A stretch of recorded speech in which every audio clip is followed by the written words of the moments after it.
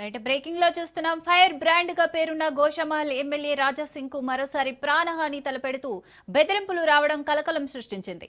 గతంలో పలుమార్లు విదేశీ నెంబర్ల నుండి ఇంటర్నెట్ కాల్స్ ద్వారా హెచ్చరికలు అందుకున్న రాజాసింగ్ కు ఈసారి ఏకంగా ఆయన నివాసానికే ఒక లేఖ అందడం భద్రతా వర్గాలను విస్మయానికి గురిచేసింది.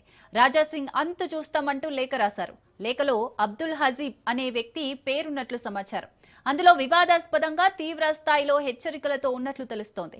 ఈ లేఖలో సదరు వ్యక్తి పోలీసు యంత్రాంగానికి బహిరంగ సవాల్ విసిరినట్లు సమాచారం. పోలీసులు తనను గుర్తించలేరని, అంతు చూస్తానంటూ రాజాసింగ్ కు రక్షణగా ఉన్న భద్రతా దళాలు కూడా తనను ఏమీ చేయలేవని ఆ లేఖలో పేర్కొన్నట్లు తెలుస్తోంది.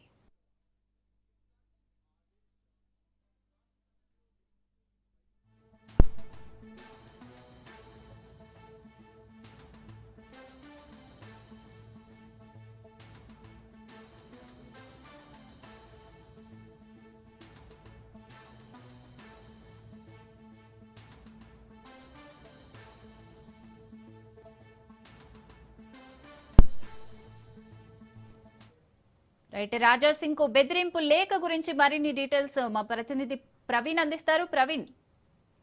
శిరీష అయితే ఎమ్మెల్యే రాజాసింగ్ కు మరోసారి అయితే ప్రాణహాని బెదిరింపు ఎదురయ్యాయి. ఈసారి అగంతకుడు ఫోన్ కాల్స్ మాత్రమే పరిమితం కాకుండా నేరుగా ఆయన నివాసానికి బెదిరింపు లేఖను పోస్ట్ చేయడం తీవ్ర కలకలం రేపింది.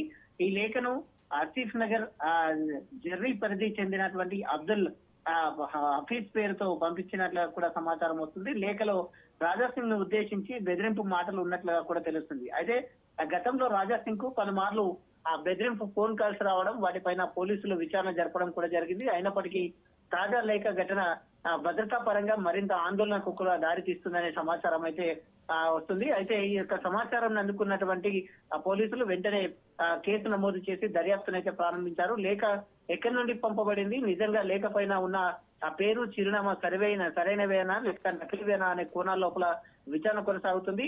ఈ ఘటన నేపథ్యంలో రాజాసింగ్ నివాసం వద్ద భద్రతను మరింత పెంచారు. అయితే పదే పదే బెదిరింపులు రావడం రాజకీయ వర్గాల్లో చర్చకు దారి తీస్తుంది. ప్రజాప్రతినిధుల భద్రత పైన ప్రశ్నలు కూడా లేవనెత్తుతున్నట్టుగా తెలుస్తుంది. అయితే ఎవరు పంపించారు, ఎవరైనా అగంతకులు పంపించారా, కావాలని ఎవరైనా చేసిన వాళ్ళు ఉన్నారా అనే కోణం లోపల పోలీసులు ఇంకా దర్యాప్తును అయితే చేస్తున్నారు.